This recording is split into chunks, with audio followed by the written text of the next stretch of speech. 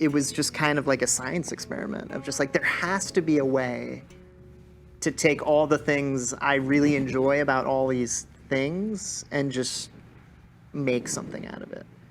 There just has to be a way. And I think the way I craft things is on stage. Because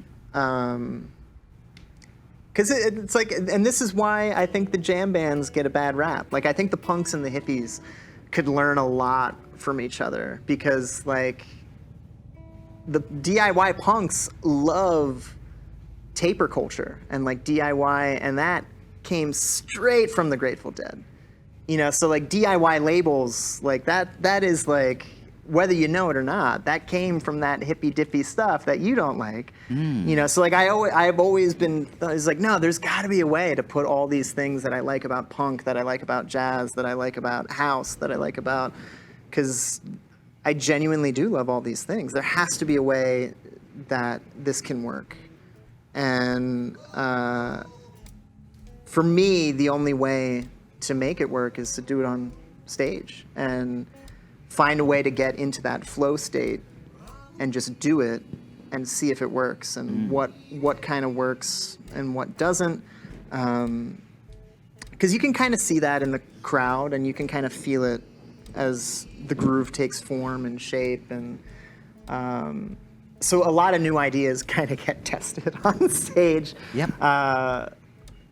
For better or worse. Like, sometimes a song gets like rewritten on stage just because it's like, oh, whoa, that little thing, it's like a rug that ties the room all together. You're like, whoa, that's the new bridge. Like, why weren't we doing that all along? You know, sometimes that happens, but sometimes entire song ideas happen from this improvised section of time that you're like, well, this is kind of I like where we're at right now. This feels like a good space, but we only have 45 minutes left, so we kind of have to get to the next song. And sometimes in those moments where you're transitioning and trying to find a landing zone to the next journey, new stuff kind of comes out of that.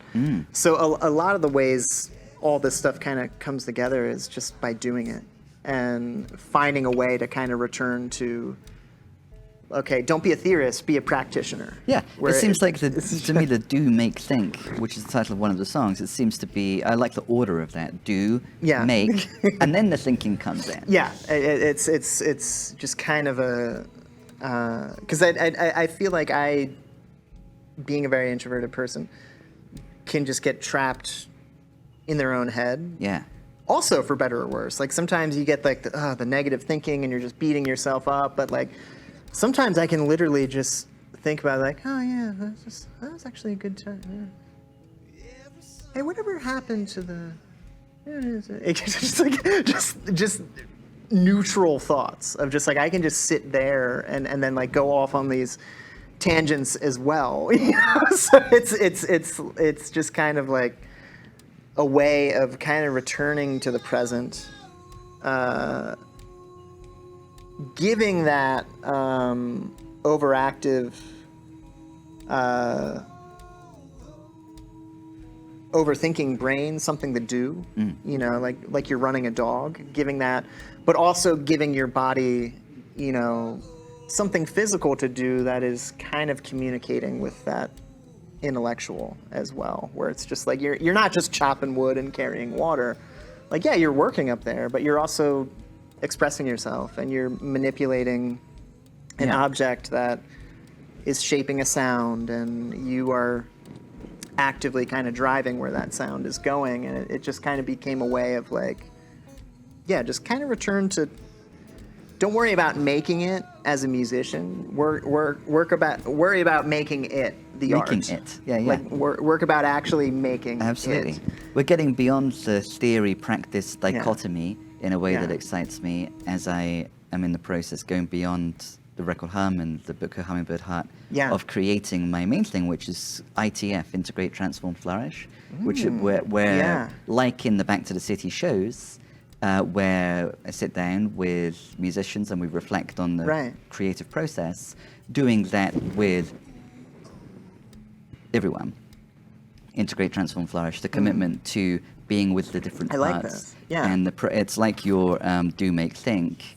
Yeah. The flourishing comes about as a result of the being with, I hate the voice that I hate that tells me I can't do the thing. Yes. Be with that voice, see what it has to communicate, Yes, and then put sit that with that alongside voice. what this other voice has to say. Because sometimes that voice will listen to your points if it feels heard. Absolutely. If Which it seems a bit actually- weird to talk about, but that's Right. the experience. Right, That yeah. voice doesn't just keep on repeating the same seemingly unhelpful idea if there's a conversation Yeah, going it's on with it. worried about something. Yeah. And it's trying to point that out the only way it knows how, which is sometimes kind of like the role of like an overbearing parent. Yes. And it can be kind of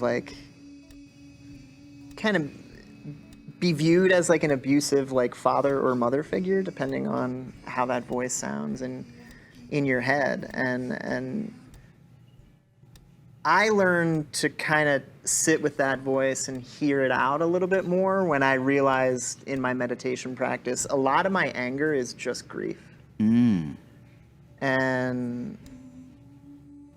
that makes because I do think it is healthy to have genuine anger, because there's a lot of things to be angry about at the state of the world right now. I almost think it's a more unhealthy response to look at that and be like, that's fine. It's just like, no, I do think it's okay to look at things and be like, yeah, that's pretty messed up. That's pretty anger has to scary. do with And this I sense don't of- know what to do about it, you know, but acknowledging that it's there. Acknowledging boundary violations. Yes, and then sitting with that, I think it is important, and being able to sit with that voice and kind of acknowledging that it's there. Eventually the layers peel back from it and you kind of see where it's coming from. Yes, and this is not good. Yes, there is a violation happening here. What is that? Yeah. What other ways can we be with that? It's important that that's recognized. Right. And sometimes you have to sit down with that voice and go like, okay, hey, thanks for pointing that out. Because you thought I was going to fall off the railing, and I get it. Don't worry. I know why, Dad, I know why you're doing that. I'll fall, I'll Love crack you my head too. open, and that'll be it. I get it. I know that story. But sometimes you kind of have to, when you sit and talk with that voice, you are a little bit more in tune with the moments where you can kind of go back at that voice a little bit and say like, hey, thank you for, I know you're just doing your job, but I don't think that's actually what's going on here. Do you need to be doing that job at this moment? Yeah, in that way? or it's just like, I think I'm grateful you have that perspective, but I think two things can be true, or I think it's just like but also here I am talking about it like I've written 3 books on the subject, when it's a struggle every day, which is why I'm making records in my van. What's wrong with that? Nothing's wrong with that. That is excellent. Thank you, boys. Can you just? I appreciate your perspective. Are you willing to step aside and not be insisting on conveying this one thing, which I have heard again and again in this moment? You don't have to. I'm not gonna try and silence you or demonize you. I appreciate you. Well, in this case, it's kind of funny because if we're treating these voices in my head like a small nuclear family, I feel like this latest record has always been, I feel like that critic voice has always been like that father figure that's kind of just like, all right, let's go, gang, we gotta, especially with the career, it's like, well, how do we, Present Self is just like, I mean, this is fun, but how do we play more shows? Get in the van. It's just like, oh man, I want to be I want to do that. I want to do, the inner child, the overbearing parent critic is like, get in the van. And it's just like, now this is just like, it's like, well, how are we going to finish this record? It's just like, well, you were the one who told us to get in the van. So here we are. It just felt like a fitting send-off of just like, you were always the one of saying like, hey, you need to get out there and pound the pavement and do the thing. So it just seemed fitting that one cycle's ending, so it might as well end in the van. I love that. You talked about the importance of the live show I'll just highlight that at various points in this episode, I've woven in some footage that I took of you at the 331 Club. Nice. When 331 Club is a favourite place of my girlfriend Fiona. We went there the other day and enjoyed you performing with Mikkel. Yeah, Mikkel's great. Mikkel's great. Is there anything that you'd like to share about that particular experience of performing with Mikkel? I like performing with Mikkel because I like the way he builds community. Like he creates those showcases and gets musicians from all different walks of life, and he has an audience that enjoys what he does, and he's the one getting that all together and being like the center of that wheel. So I always admire people who practice what they preach, and he's such an interesting human being, such an empathetic individual. Really like the way he thinks, but also he's an amazing musician, and he can just kind of pick up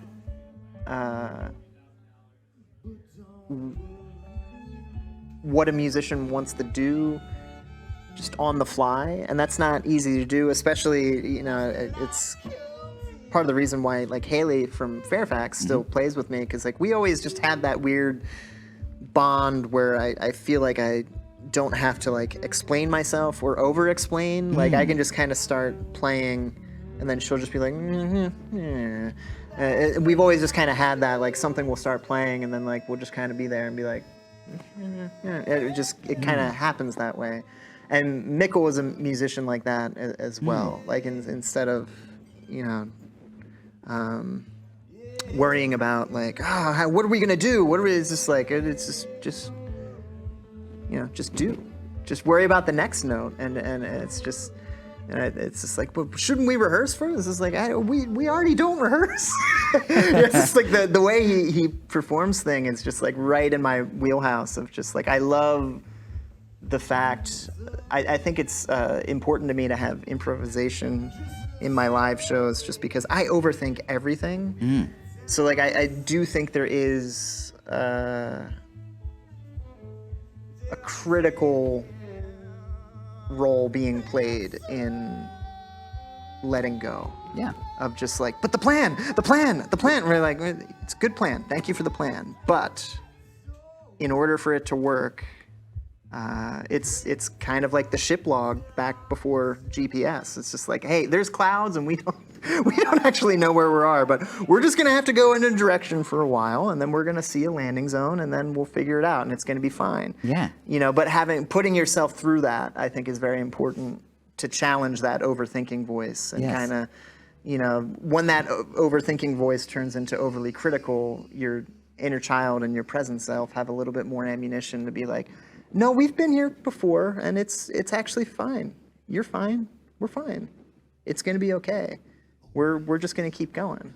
So I really like playing with Mikkel because he's a really good musician, but we kind of have similar approaches to music of just like, no, just participate. You know, just do it. You know, not in the way of like, what are you doing? Just do the thing. Just like, no, like you can go up there. You should go up there. It's encouraging. I feel like you want to go up there. I think you should go up there. It's encouraging and inviting. You know, so it's like I think like widening the tent. But yeah, I love playing with him, and I love all the musicians he plays with, Mike Munson and Charlie Parr, and so it was really good to play with him there. And it's actually kind of a coincidence because to celebrate the release of this EP, I'm having a residency at the same club, the 331, on the same day as his workers' playtime. So I'm going to try, because it's a big ask. He's already playing for 2 hours. But a few of those nights, I'm going to try to twist his arm to see if he can. Especially the Mike Munson night of just like, come on, you don't want to jam on a few tunes. So I'm really psyched about it. And I'm also psyched that you invited me back on the show, because I really like talking to you. And every time we talk, we definitely go places that don't get to go places with other folks, so I really appreciate that we get to do that. And, Thank you, Doc. Likewise. Yeah, it's just like I just really enjoy going those places. Not everyone goes to those places. You enjoy going those places, so.